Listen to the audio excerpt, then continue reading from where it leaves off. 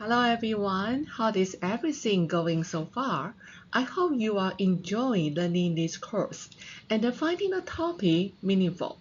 As we move into the week 4, I'm encouraging you to reflect on your own experience and keep an open mind as we explore how culture shapes learning identity and the classroom relationship.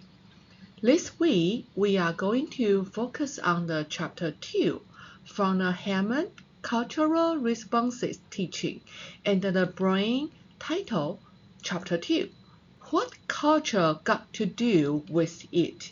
This chapter helps us understand why culture is not an add-on in the teaching, but it is a central part of how students learn and how they think and engage in the classroom. As a future educator, especially in the early childhood and the elementary setting, recognizing the role of the culture, it is an initial for the building the inclusive, supportive, and effective learning environment. There are three purposes of this chapter. The first one, Hammond helps us understand how culture shapes learning, not just behavior, but cognition, motivation, and engagement. Second, the chapter encourages us to think about identity and how student cultural background influence their experience school. Third, it asks a teacher to reflect on their own cultural lens and how those lenses shape the classroom expectation, communication style, and instructional choices. This reflection is especially important as we prepare to work with the families and the community from a diverse background. What is culture? What is your definition of the culture? Culture is more than a holiday, food, or tradition. The author, Hammond, defined culture as a shared way of thinking, communicating, problem solving, and making them meaningful. Culture is learned through the social interaction, especially within the family and the community, and it influences how students interpret instruction, participate in discussion, and respond to the authority. In the early childhood classroom, culture often shows out in how children express emotion and ask for help, work with a peer, and respond to the structure of freedom. One of the Hammond key points is that culture actually shapes how the brain processes information. Culture influences attention, what we notice and what we ignore. It affects memory and what feels meaningful enough to remember. And he shaped how we make sense of the new information. Learning is not cultural neutral. The brain learns best when instruction connected to the student's lived experiences, familiar way of the communicating, and the cultural strengths. Now let's talk about individualism versus collectivism.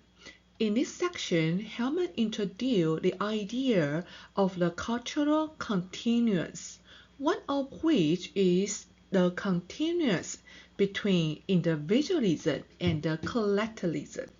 In more individualistic culture, independence, competition, and self-expression are often emphasized. Students might be encouraged to work independently, speak out for themselves, stand out, and demonstrate individual achievement. These values are commonly reflected in a classroom practice such as individual grade, independent assignment, and competitive activity. In contrast, collectivism culture tend to emphasize interdependence, cooperation, group harmony, and the share the responsibility. Learning is often viewed as a social process, and the succeed is understood as something that benefits the group rather than the individual. Students from a collectivism background may feel more comfortable working with a peer, supporting the classmate, or focus on the group goal over personal recognition. Hammond reminds us that many school systems, especially in the United States, are structured around individualism. These norms often feel neutral or normal to the educator who grew up within them, but they can unintentionally discourage the student whose cultural background emphasizes cooperation. When the classroom expectation strongly favor one cultural orientation over the other, student might experience confused or lacking motivation or confidence.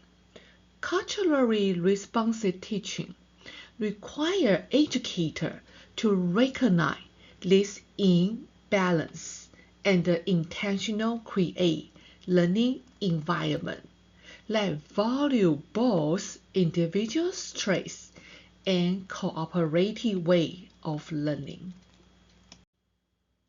Cultural mismatch occurs when school expectation conflict with the student home or community cultural norm. For example, a child may be seen as a quiet or disengaged when they are actually demonstrating respect according to their cultural norm. Holman reminds us that misinterpretation of the behavior can lead to lower expectation or discipline issue. As a teacher, we must learn to recognize hidden cultural norms rather than assuming there is something wrong with the student. Every teacher teaches through a cultural lens, whether we realize it or not. Our belief about behavior, learning, family involvement, and communication are shaped by our own experiences. Developing cultural awareness does not mean abandoning our identity. It means recognizing how our assumptions influence our teaching.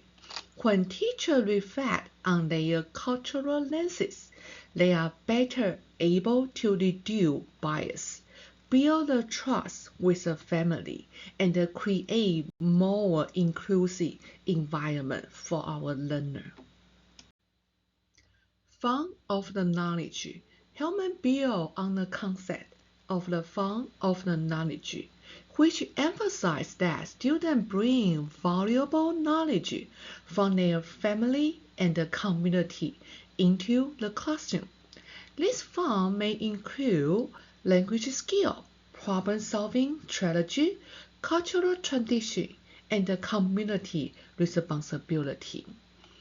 Instead of viewing the differences as a deficit, cultural responsive teachers recognize and build on these strengths.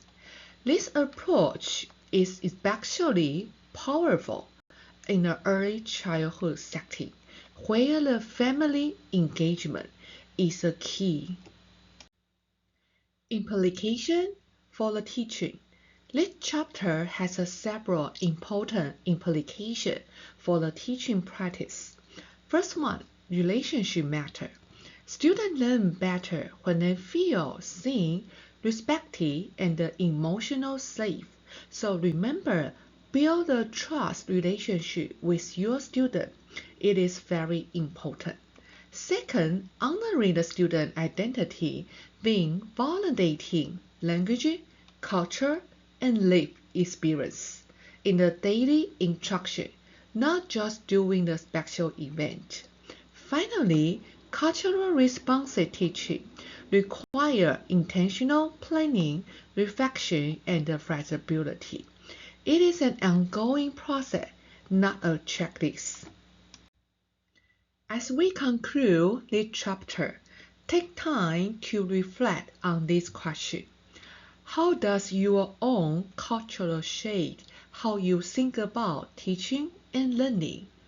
Whose norms and values are centered in your classroom, and whose might be overlooked?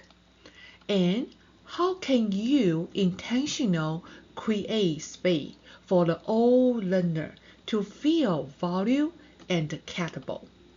This reflection will support you grow as a cultural responsive educator and connected directly in our course assignment this week.